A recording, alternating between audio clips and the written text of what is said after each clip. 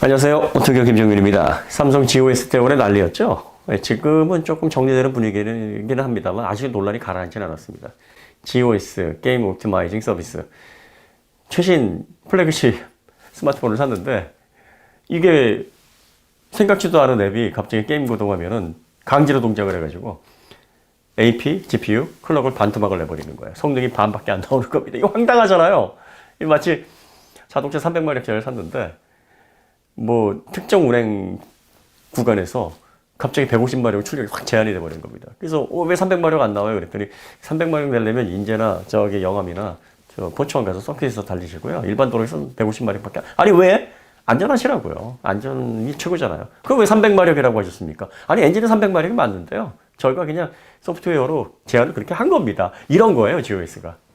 그러니까 이제 소비자들이 야 이게 말이 돼? 이거 어떻게 풀어? 그러면 아 이거 못 풀어요. 저희가 이거 안 풀어줄 겁니다. 안전상 못 풀어요. 이렇게 얘기를 하는 거예요. 그러니까 황당하잖아요. 그래서 난리가 났죠. 그러니까 삼성이 뭐 자기들이 생각하기에도 이건 진짜 말이 안 되는 건데 왜 그거를 말이 된다고 생각했는지는 모르겠어요. 근데 결국은 이제 죄송합니다. 저희가 잘못 생각했습니다. 그래서 마이오소프트웨어를 했어요. 그래서 풀 수 있도록 했어요.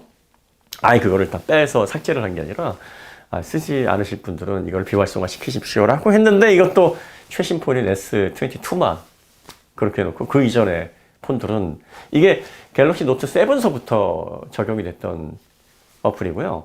그때 당시에는 이게 비활성화도 할 수 있었고 선택을 할 수도 있었는데 점점 이제 선택을 못하게 강제로 동작하게 하다가 안드로이드 12 버전서부터는 아예 비활성화 자체를 못하게 만들어버렸어요. 그전에는 별도의 앱을 통해서 우회를 해가지고 강제로 설정을 해제할 수도 있었는데 그것까지 다 막아버렸던 거죠. 그러니까 이제 2016년도에 이걸 최초로 발견하신 분이 그분이 이제 GOS 열사라고 불리시는 분인데 야 이거 문제다. 그러다가 이제 그때는 아이 뭐 GOS 이게 뭐지 하고서 관심을 안 갖다가 이게 갤럭시 S22 이제는 그래픽 성능도 애플 수준으로 올라왔습니다. 막 이렇게 광고를 하고 막 그러다 보니까 게임을 보니까 그게 아니거든요. 이 삼성이 그것도 대한민국의 전자업계 1위가? 저는 사실 놀라진 않았어요. 2011년도 11월 말에 삼성에서 슬레이트 7이라는 지금의 태블릿 형태 윈도우 그 투인원 모델을 출시를 했어요. 그래서 되게 야심차게 출시를 했습니다. 두께가 1.2cm였어요. 12mm. 그 두께도 얇고 무게도 860g 밖에 안 나갔습니다. 굉장히 가벼웠어요. 근데 놀라웠던 거는 보통 이 정도 하우징 됐으면 11년 전이면은요, 여기 애톰 프로세서가 들어가 있어야 됩니다. 애톰 프로세서가 TDP가 뭐 2.5 정도밖에 당시에 안 됐기 때문에 이 정도면은 반려를 그 정도 하우징에서도 이게 디스플레이 들어가고 PCB 들어가고 해야 되니까 이게 냉각을 위한 냉각 장치 그 시스템을 구성하기가 상당히 지금처럼 뭐 멀티 챔버 기술로 해가지고 폭넓게 냉각을 할 수 있었던 것도 아니고 그래서 까다로웠는데 여기에 무려 i5를 넣은 거예요. i5 2467M을 넣었는데 이게 1.6GHz로 또 동작을 합니다. 그러니까 깜짝 놀란 거죠. 그래서 당장 샀죠. 당장 사가지고 사용을 해봤어요. 그런데 아니 사용을 해봤는데 그 이전에 한 세대 전에 1.2GHz 클럭의 저전력 프로세서보다도 못한 거예요, 성능이. 이게 왜 이렇게 성능이 안 나오지? 왜 이렇게 버벅대지? 게임에서 프레임이 안 나온단 말이에요. 그래가지고 다양한 성능 그 벤치를 돌려보면서 클럭 스피드의 변화를 한번 측정을 해봤습니다. 그랬더니 아니나 다르니까 스로틀링이 아주 말도 못하게 걸려 있는 거예요. 이 스로틀링이라는 것은 이제 쉽게 말하면 그겁니다. 온도가 이렇게 많이 오르게 되면 이게 시스템을 손상시킬 수가 있으니까 이 소프트웨어에서 이제 강제로 클럭을 내리는 거예요. 그러니까 안전 장치입니다. 말하자면. 그런데 이게 사실 과도하게 걸리는 게 아니라 안전 장치이기 때문에 뭐 쭉 제 성능을 내다가 이거 좀 위험한데 라고 적신호가 온도 센서가 이게 좀 과해. 그러면 클럭을 좀 내려야 될 것 같아. 그래서 그 클럭을 잠시 내리게 되면 또 온도가 내려가니까 그렇게 해서 좀 반복적으로 올렸다 내렸다가 하는 일시적으로 개입해야 되는 기능이거든요. 그런데 특정 제조사에서 막 스로틀링 과도하게 걸어놨다 이거는 딱 이유가 하나입니다. 발열 시스템에 그다지 공을 들이거나 뭐 돈 들이거나 애쓰지 않았다는 거예요. 그냥 쉬운 길을 선택해서 야 그냥 클럭 제한 스로틀링으로 해놓으면 되잖아. 그러면 사람들이 쾌적하고 온도 잘 제어하는 것처럼 보일 텐데 뭐 이거 누가 알겠어. 사람들이 이거 가져다가 뭐 전문적인 작업 하겠어?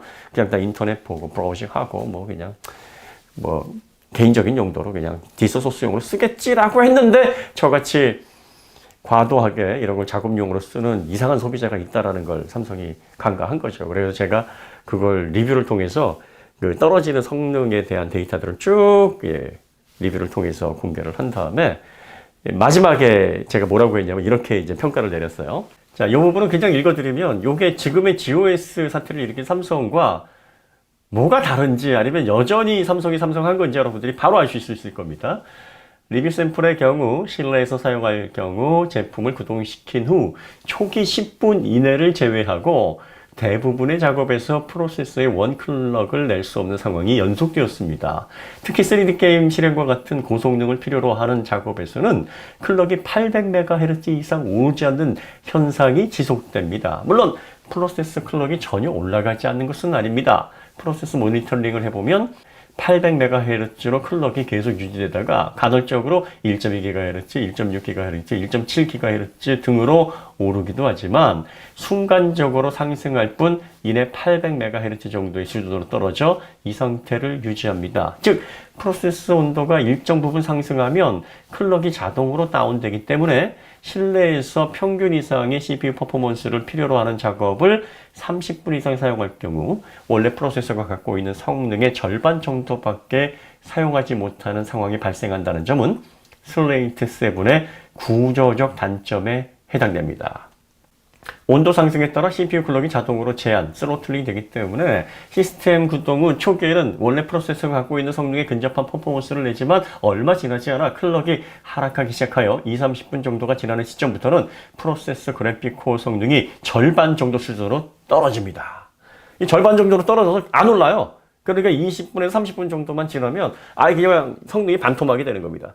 원래 규정 클럭이 1.6GHz고 터보 부스트시 2.9까지 올라가야 되거든요. 그런데 뭐 이게 800MHz로 그냥 아예 고정이 돼버리는 겁니다. 그래서 제가 결론에 뭐라고 얘기를 했냐면 성능 제한을 걸어놓은 이유는 간단합니다. 얇은 본체 구조에서 발열 소음을 효과적으로 제어하기 위함입니다. 무엇보다 초슬림 디스플레이 일체형 구조이기 때문에 LCD 내열 최대 허용치인 60도를 넘기지 않게 하기 위해 온도 상승에 따른 프로세서 락을 걸어놓은 것입니다.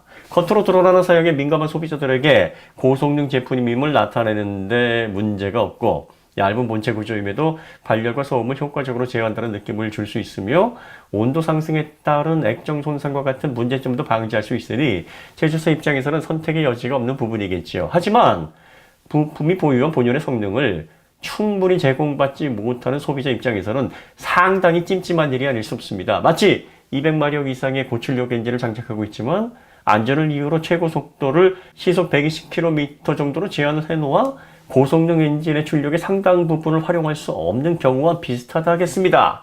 온도 제한 및 스로틀링 문제는 바이오스 조정으로 일부 개선이 가능하기는 합니다만 설계상 안전성 부분을 감안할 때 장기적으로 얼마나 소용성이 있을지는 의문입니다. 자, 어떻습니까? 지금 GOS 상황이랑 많이 닮아있죠? 지금 GOS 상황하고 좀 다른 점이 있다 그러면은 이때 당시만 해도요. 그러니까 스로틀링이 처음부터 이렇게 발생하도록 한 건 아니고 한 10분 정도 지나면 발생하기 시작을 해서 한 20-30분 정도 지나면 아예 그냥 절반으로 떨어지면서 클럭이 회복이 안 되는. 그러니까 초기에 한 15분, 20분 정도는 클럭을 어느 정도는 제 성능에 가깝게는 사용할 수 있었습니다. 근데 그 시간이 넘어가면 이제 반토막이 나는 겁니다. 그 다음에 지금 GOS 같은 경우에는 어떤 문제가 있냐면 긱벤치 같은 벤치마킹에서는 점수가 제대로 나오게 치팅을 했어요. 마치 폭스바겐 디젤 기드처럼. 배기가스 테스트할 때는 이거 회전수가 배기가스 그거랑 똑같네? 여기에서는 작동하게 해주자. 뭐 이런 식으로 해서 이때는 GOS가 개입을 안 합니다. 교묘하게 하는 거죠. 근데 당시에는 벤치마킹에서 이렇게 테스트를 할 사람이 많다고 생각을 못 한 거예요. 저 같은 사람이 있을 거라고 예상을 못 했던 거죠. 그래서 그때는 벤치마킹에서는 제 성능이 나올 수 있도록 스로틀링 풀어놓는 이런 것까지 신경을 못 썼습니다. 이런 점이 좀 차이가 있습니다. 그래서 요게 기사가 나갔어요. 그리고 나서 난리가 났죠. 그러고 나니까 이제 플라이웨어스라는 곳에서 또 재밌는 실험을 하나 받아서 해주셨어요. 이 박성진 대표님. 이제 어떤 실험을 해주셨냐면은 그 액화질소로 냉각을 해야지만 그걸로 이렇게 온도를 식혀줘야지만 제 클럭이 나오는걸? 그래가지고 이제 난리가 난 거예요. 이게 뭐냐. 네, 근데 바로 이제 삼성에서 업데이트를 했습니다. 바이오스를 통해서 이야기 스로틀링 조정을 하겠습니다. 그래가지고 업데이트를 했는데 그래서 저희가 또 바이오스 업테스트를 한 다음에 어떻게 변했는가를 또 한번 테스트를 쫙 했어요. 그 결과가 이렇게 나왔습니다. 그런데 별로 효용성이 없었어요. 10에서 15% 정도 성능 향상이 됐고, 뭐 스로틀링 부분에서 이렇게 위로 클럭을 올리는 부분들이 이렇게 빈번하게 좀 변화가 있긴 했었습니다만, 전체 성능이 800MHz 정도에서 이제 900MHz, 1GHz 그 사이에서 왔다 갔다 하는 정도로 한 10에서 15% 정도 성능이 올라가는 정도에서 그쳤기 때문에 큰 효용성이 없었죠. 그래서 제가 바이오스 업데이트를 한 다음에 또 이제 이렇게 결론을 내렸습니다. 새로운 바이오스 업데이트 이후 각 부분에서 약간의 성능 향상폭을 보여주긴 했지만 여전히 원래 프로세서가 갖고 있는 성능에는 크게 못 미치는 결과를 보이며, 이는 대부분의 일반 슬림 경량형 노트북 PC에서 발견되는 스로틀링 현상과는 전혀 다른 양상에 해당합니다. 그래서 결론은 뭐다? 차라리 현재 하우징이 감당할 수 있을 만한 프로세서를 넣고 보다 저렴한 가격대로 책정하여 소비자들의 부담을 줄여주었다면 지금보다 훨씬 긍정적인 평가를 받았을 것이라고 봅니다. 겉으론 보여주기 위한 부분에 급급한 나머지 소비자들로 하여금 안정적이고 지속적인 품질을 경험할 수 없게 한 부분은 슬레이트 7 기획진의 판단 착오입니다. 11년이 지났어요. 11년이 지났는데 갤럭시 S22에서 여전히 기획진의 판단 착오가 동일하게 재현이 되고 있습니다. 기술력이 없는 것도 아니고 자본이 없는 것도 아니고 또 의지가 없는 것도 아닌데 왜 이렇게 성과주의, 왜 이렇게 겉으로 보여지는 삼성은 꼭 1등이어야 되고 다른 제조사들보다 스펙이든 뭐든 앞서가는 모습을 보여줘야 된다는 강박관념에 사로잡혀 있어서 자꾸 이렇게 파우스트에 나오는 그런 딜을 하려고 할까? 이거 결국에는 문제가 되고 수면 위에 드러나게 되면은 결국 자기를 향해서 쏘는 화살일 텐데, 뭐 이런 염려를 좀 했었습니다. 그래서 삼성 관련해서 제가 리뷰를 하면서 조금 이렇게 약간 시니컬하게 제가 리뷰를 했던 것도 바로 이러한 생각에서 좀 기인했던 심리 상태가 반영이 되지 않았을까 싶은데, 어쨌든 이 GOS 이 사태가 다시는 반복되지 않았으면 좋겠습니다. 소비자들이 이제는 다 알아요. 제가 IT를 다루던 시절에는 많이들 모르셨어요, 사실. 그리고 마니아층이 이렇게 많지도 않았고요. 그리고 또 디지털 제품들을 이렇게 떡떡 뭐 새로운 제품이 나올 때마다 구입해서 또 분해해보고 하나서부터 열까지 뜯어보고 이런 소비자들이 그렇게 많지는 않았습니다. 그렇기 때문에 이런 문제들이 수면에 더 이렇게 빠르게 올라와가지고 공개되지 않을 수 있는 가능성이 좀 높았고, 그 다음에 당시만 해도 이렇게 소셜 네트워크 활동이 아주 활발하진 않았어요. 지금은 그렇지 않습니다. 지금은 뭐 유튜브 플랫폼만 해도 얼마나 이런 것들 생기면 서로 앞다퉈가지고 야 이거 문제다 하고서 서로 공개를 하고 또 이런 부분에 대해서 이슈화 시키는데, 없어서 완달입니다, 이런 소재가. 그런데도 불구하고 이런 외중타기 모험을 더 이상 하시면 안 돼요. 그리고 이제는 하드웨어로 누가 봐도 와 세계 인류의 제품이구나라고 인정받을 만한 그런 완성도를 입히셔야 됩니다. 자꾸 뭐 스로틀링이나 GOS 같은 소프트웨어로 발열이 잘 제어되는 것처럼 이렇게 보이는 그런 치팅을 하시는 거는 그런 시대가 아니에요. 지금 그게 통하는 시대가 아닙니다. 슬레이트 PC도 제가 스로틀링을 문제로 느꼈던 게 발열이 생각보다 좋은 거예요. 그래서 이게 이럴 리가 없는데, 이게 i5 당시에 그 저전력 TDP 15W라고 하지만 당시 인텔 프로세서 발열이 상당했거든요. 그래서 얘가 내는 발열 양이 있는데 이 두께 이걸 잡았다고? 아니 디스플레이 빼고, 디스플레이도 지금처럼 그게 하우징이 얇지도 않았거든요. 근데 이거 빼면은 아니 몇 밀리 안 되는데 이걸 잡힌다고? 이게 말이 되나? 그래가지고 사실은 의심을 하게 된 거고, 그래서 프로세스 클럭을 계속 모니터링을 해봐서 이게 20 몇 분 만에 30분도 안 돼서 반토막이 나는구나. 그래가지고 이게 수면 위에 올라와서 당시에 최초의 트윈온 모델, 그리고 또 윈도우 기반의 알튼 프로세서가 아닌 저전력 프로세서를 탑재한 슬레이트형 PC라 그래가지고 광고도 뭐 몇십억씩 책정을 하셨다가 이거 나중에 덤핑 처리돼가지고 제대로 판매도 못하고 오명은 오명대로 듣고 곤욕 많이 치르셨잖아요. 그런데 이게 대한민국을 대표하고, 대한민국뿐입니까 어디, 애플과 쌍벽을 이루고 있는 갤럭시 S22에서 이 GOS 같은 정말 이게 좀 부끄러운 이슈죠 이거. 임직원들한테 사과를 하셨다 그러더라고요, 기사에 보니까. 왜 그러냐면은 삼성에서 이런 이슈가 오래전부터 있었어요. 그래서 내부적으로 엔지니어들이 지적을 안 했을 리가 없습니다. 예전에도 이런 일이 있었는데 이거 위험합니다, 이러면 안 됩니다, 챔버 강화하고 이거 냉각 시스템을 통해서 이거 하드웨어로 극복해야 됩니다. 이거 GOS 이러다가 크게 터집니다. 분명히 내부 임직원들이 이거 들고 일어났을 겁니다. 엔지니어들이 이거 지적 안 했을 리가 없어. 이게 하드웨어 설계하시는 분이라면 이거 불안불안한데 이게 말이 되나? 이럴 만한 사안이거든요. 근데 아마 경영진이 아마 결정하시는 분이 밀고 나가셨을 수 있어요. 사과를 하셨다 보니까 묵살을 하셨지 않아. 그러니까 이건 무슨 예측입니다. 그래서 다른 게 아니라 그런 상황이 연출됐었을지도 모르겠어요. 그래서 아마 내가 판단 착오를 한 것 같습니다. 이거 뭐 정말 죄송합니다. 뭐 이런 식의 사고가 있었는지는 모르겠습니다.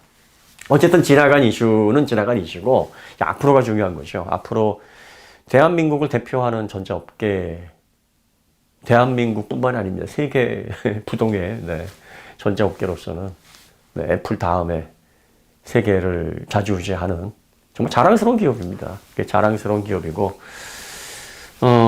말하자면 대한민국에서 정말 이런 기업이 또 나오기를 바라는 그런 롤모델이 될 만한 기업인데 그런 당당한 모습을 좀 보여주세요. 그리고 그런 일이다운 그런 유형을 좀 뽐내게 브랜드에 대해서 자신이 있고 또 이 브랜드가 앞으로 성장 가능성이 무궁무진하기 때문에 뭐 괜찮아.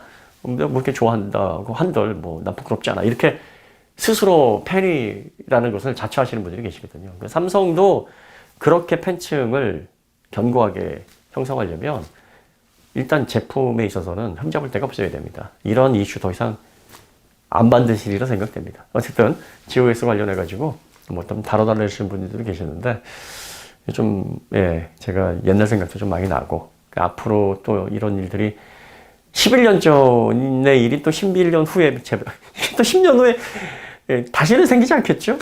그런 바람이 좀 있습니다. 오늘 이야기는 여기서 마치도록 하고요. 다음에 더 좋은 콘텐츠로 찾아뵙도록 하겠습니다. 감사합니다.